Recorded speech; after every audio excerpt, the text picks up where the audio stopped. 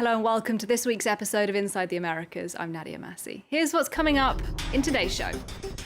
Cuba grapples with its largest protests since the era of Fidel Castro. Thousands taking to the streets as the government blames the United States for its economic sanctions. President Joe Biden declares protecting voters' rights a test of our time after several Republican states follow Donald Trump's lead and pass voting restrictions.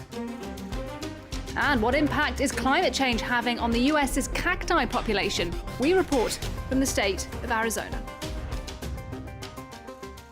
Well, we start the program in Cuba because the communist island is witnessing its largest protests in decades. They come at a time when the country is facing its worst surge in coronavirus since the start of the pandemic. But it is the economic crisis and the shortage of basic food and medicine that has drawn so many to the streets. Peter O'Brien has this. Shouting freedom, hundreds of Cubans marched through the capital, voicing their anger at the Communist Party. Estamos aquí por la represión que hay con el pueblo, que nos tienen matándonos de hambre, toda La Habana entera se está derrumbando y estamos sin casa, sin nada, tienen dinero para construir los hoteles. Thousands turned out in several towns across the country in a protest on a scale not seen since the revolution that brought Fidel Castro to power in 1959. The government says the unrest has been fomented by mercenaries sponsored by the United States. Hay personas que vinieron a manifestar la insatisfacción que tienen con la situación que están viviendo, pero también hay un grupo de gente contrarrevolucionaria, mercenaria, pagada por el gobierno de los Estados Unidos, pagada indirectamente a través de agencias del gobierno norteamericano para armar este tipo de manifestación. Demonstrators, though, say they're angry about Cuba's worsening economic crisis, food scarcity and medical supply shortages. Compounding the problem is the economic collapse in Venezuela, the Cuban regime's biggest supporter, and the sanctions imposed by former US President Donald Trump, upheld by the current one, Joe Biden. The Covid-19 pandemic, meanwhile, has landed a big blow to the tourism sector, which is essential to the Cuban economy. GDP fell by 11% last year, its worst contraction since 1993. Experts say the catalyst for the protests has been the rise of mobile internet. Over the last 2.5 years, the use of that technology, anytime, anywhere, connection, broadcast, communication, both to the outside world and horizontally among Cubans, that has increased mobilization, street protests, and a whole series of challenges and demands that the government answer and be accountable for various issues and problems. President Miguel Diaz-Canel has acknowledged that Cubans are going through what he's called a difficult situation, but he blames this on the US trade embargo. Let's go to the United States for you now on the programme, where the highly politicised debate over voting rights is showing little sign of abating. President Joe Biden has described protecting voters' rights, particularly for minorities, an urgent test for our time. Now, his comments come in the wake of new laws in 17 Republican states that are designed to restrict voting. Ellen Gainsford explains. He described it as a test of our time. Joe Biden says he plans to protect voter rights, blaming Republicans for an assault on democracy. To me, this is simple. This is election subversion. It's the most dangerous threat to voting and the integrity of free and fair elections in our history. Never before have they decided who gets to count. Count. What votes count. Republicans say that tougher rules are needed to ensure voter security after Donald Trump's unfounded claims of fraud during the 2020 presidential election. Several Republican-controlled states have introduced new restrictions this year, including cutting back on mail-in voting and shortening poll station opening times.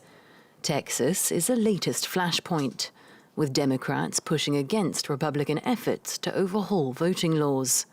Speaking on Tuesday, Senate Minority Leader Mitch McConnell was dismissive of their efforts.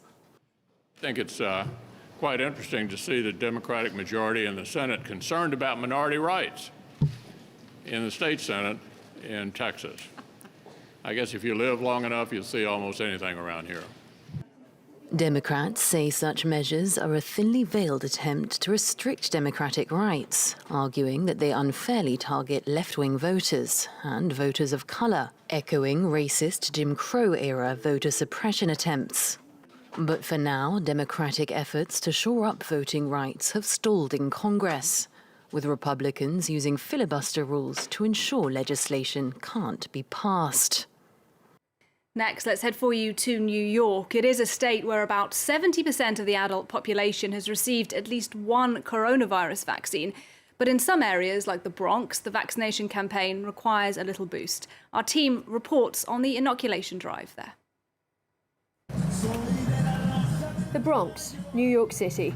Over 70% of New Yorkers have now had at least one dose of the COVID-19 vaccine, but some neighborhoods like this one are still lagging behind. That's why the city has sent in vaccine buses to make it easier for people to get the jab. Single mother Coralie Camargo lives nearby. When they go to school, I want to make sure when they go inside the classes, they sit down, I want to make sure they're all safe.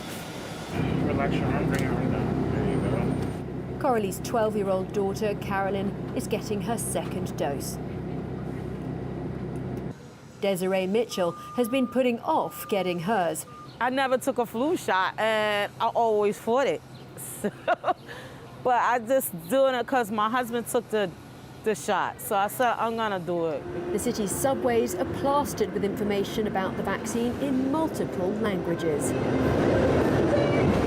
But New York is among 25 states reporting an increase in COVID-19 cases, largely due to variants. Dr. Erwin Redliner, the founding director of the National Center for Disaster Preparedness, says that's a cause for concern. The variants, especially the Delta variant now, is a serious problem. And one of the reasons that I'm very anxious about opening everything too early, including opening the schools too early, is that a lot of this is not under control. You know, you say 70% of New Yorkers have gotten at least one dose of the vaccine. That's good, but children can't get vaccinated if they're under the age of 12. The teachers are not required to be vaccinated. So I think we're dealing with a potential threat that we don't have full control over. The city continues to go all out against COVID-19, offering all sorts of incentives to get the shot, including free subway rides here at Grand Central Station. Now, finally, cacti are supposed to be able to cope with soaring temperatures, but scientists are worried about the impact of climate change on the sturdy plants. Extreme weather is posing a challenge in Arizona, and it's having a knock-on effect on the rest of the desert's ecosystem. Kamina Delek has the report. The Arizona desert transforms into a sea of blossoms every year at the start of summer. But this year, something strange is happening. Rather than growing at the top of the plant, the cacti have also started blossoming along their sides. The blooming on this plot exactly matches the symptoms of climate change. Researchers are worried that the resources required to produce the extra flowers will weaken the cacti to the point of death. The plants face ever harsher conditions due to global warming. It didn't rain once the whole of last year.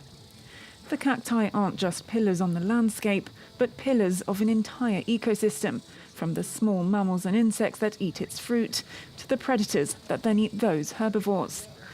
These volunteers go to work at dawn to avoid temperatures of up to 48 degrees Celsius later in the day.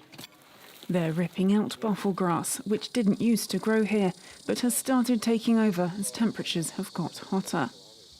Takes all the nutrition away.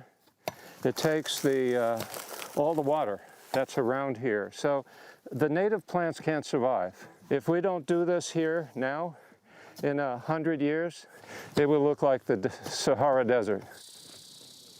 The invasive species also burns very fast and is perfect fodder for devastating wildfires. I can do my part to help the planet. I do see the effects of the climate changing the desert. The saguaro cactus only grows in Arizona and in the Sonora region in Mexico. making it an iconic plant and a source of local and national pride that, if lost, would be difficult to replace. The plant takes some 50 years to reach full maturity. Well, that's a wrap for this week's episode. Thank you very much for watching, and do stay tuned to France 24.